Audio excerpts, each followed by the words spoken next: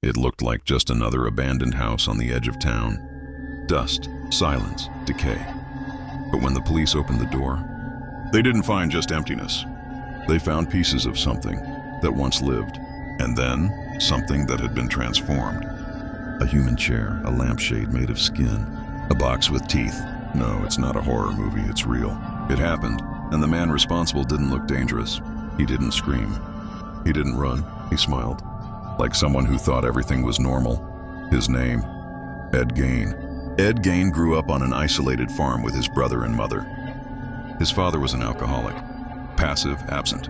But the real storm inside that house was her, Augusta, a deeply religious woman who believed all women, except herself, were immoral. She didn't let Ed talk to girls, didn't let him make friends, didn't even let him think. She said the world was evil, that intimacy was a sin, that every woman outside was a temptation from the devil. Ed listened, and he obeyed. As the years passed, Ed became increasingly isolated. He had few friends, barely spoke. He lived in the dark corners of the house. When his brother died in mysterious circumstances, nothing was proven. But something changed. Soon after, Augusta had a stroke. Ed became her caregiver, full-time.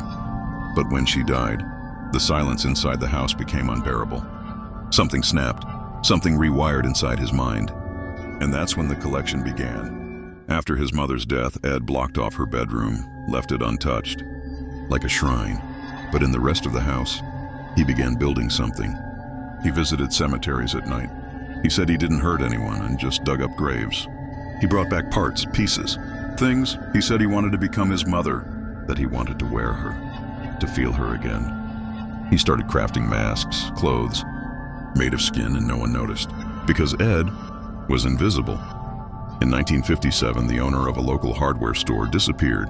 A trail of blood led to Ed Gein. The police entered his house, and what they found would change American history forever.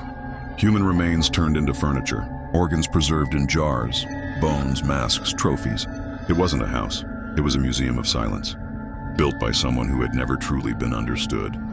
And Ed, he didn't run. He didn't resist. He said calmly, "She's still here. My mother is still here." Ed Gein was declared insane.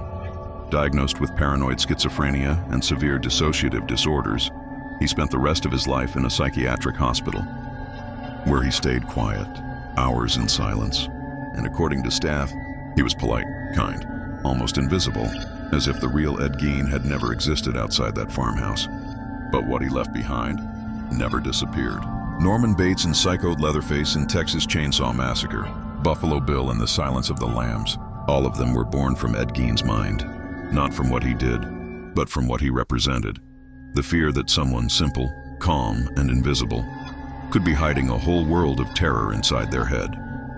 Ed Gein didn't cause mass destruction, but he created a collective trauma, a reminder that the worst monsters don't scream, they whisper.